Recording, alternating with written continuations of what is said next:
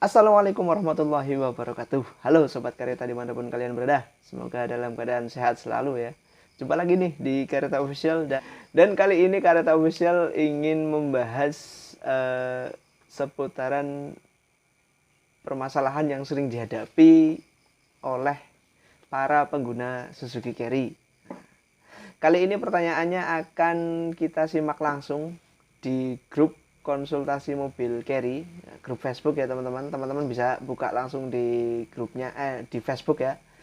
Sedikit mengingatkan juga untuk teman-teman yang belum subscribe channel ini, subscribe ya.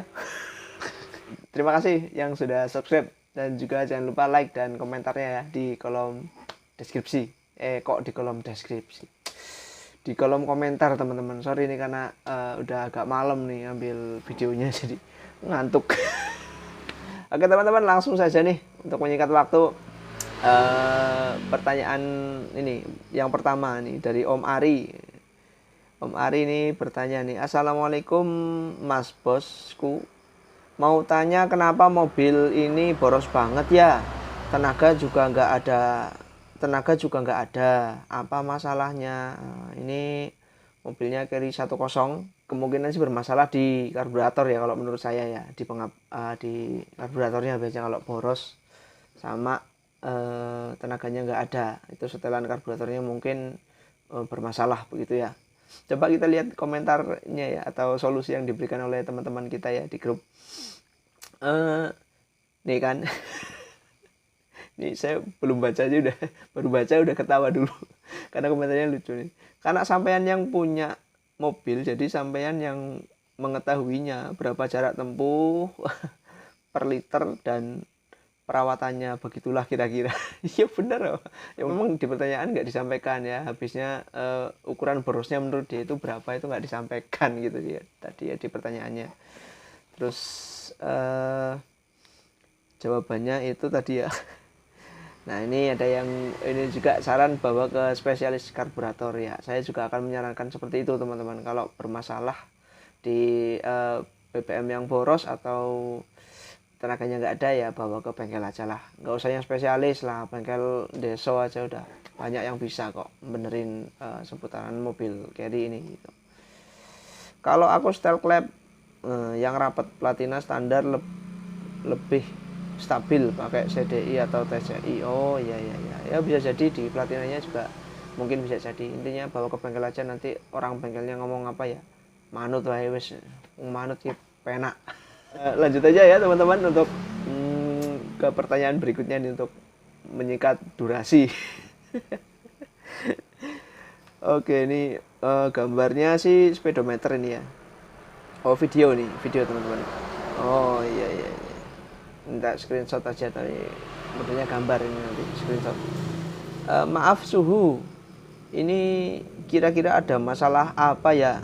Lampu sennya yang satu tiba-tiba berkedip cepat, yang satunya normal. Mohon masukannya para suhu. Oke, kita lihat masukannya nih dari teman-teman di komunitas, di grup ya. Sorry. Sen yang sebelah koit mati. Yang depan apa belakang coba cek dulu. Kalau udah diganti masih gitu, cek soket rumahan bohlamnya. Biasanya karatan atau pernya nggak balik. Nah ya, ini solusi yang serius ini ya teman-teman. Ya betul. Ini ada juga dari Om Muhammad Soleh, salah satu bohlamnya ada yang mati ya, bohlam sennya putus, ada yang bohlam sen ada yang putus ya. Ada yang agak berbedanya juga ground atau masa kurang ya. Kalau menurut saya sih ini bohlamnya salah satu mati ya.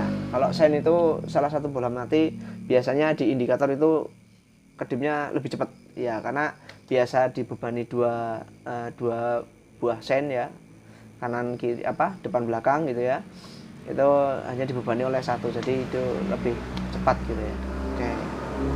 Nah, ini ada lagi dari Om Imlohlu. Izin suhu, Carry saya pas di starter lampu akinya nggak nyala. Oh ya, cuma lampu olinya saja yang nyala ya. Oke, berarti kemungkinan sih masalah di akinya ngedrop bisa jadi ya. Kira-kira apa ya, mohon pencerahannya ya.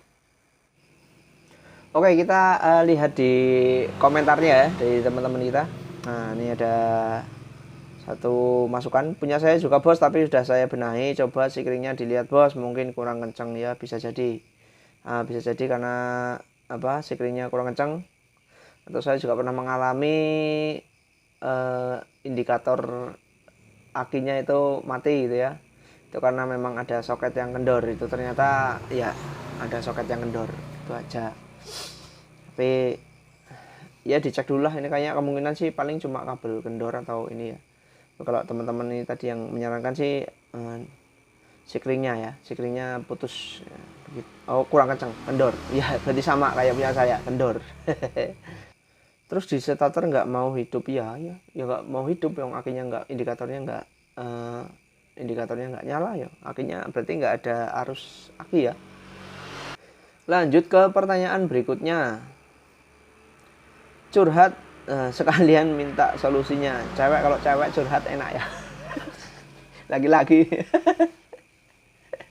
curhat itu gimana bahasanya? Curhat sekalian minta solusinya. Kenapa nggak minta solusinya langsung gitu? Minta solusinya. Carry saya waktu jalan enak-enaknya langsung mati mendadak. Mungkin carry saya waktu enak-enaknya jalan ya gitu ya, lebih enak ya. Langsung mati mendadak. Kayak kontaknya di off kan gitu.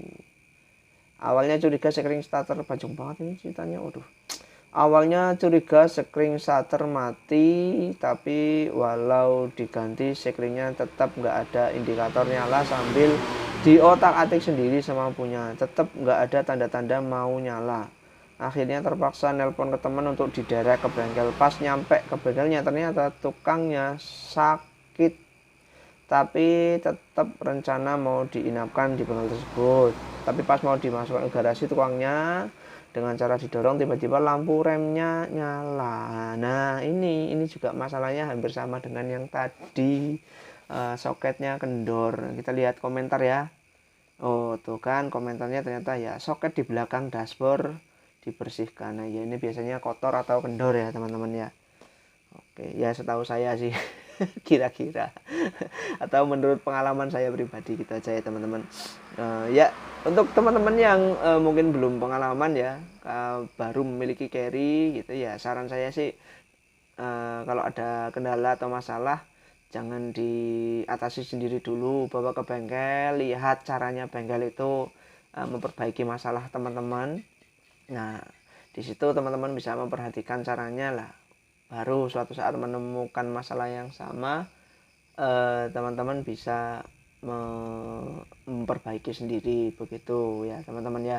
Lebih baik kalau teman-teman ya boros sedikit di awal lah, nggak apa-apa, sodako sama orang teknisi gitu kan. Orang teknisi kan juga butuh penghasilan itu.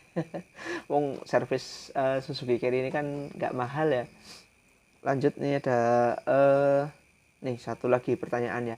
Kawan-kawan, apa resiko kalau bosing Rextir diganti bearing atau klaker?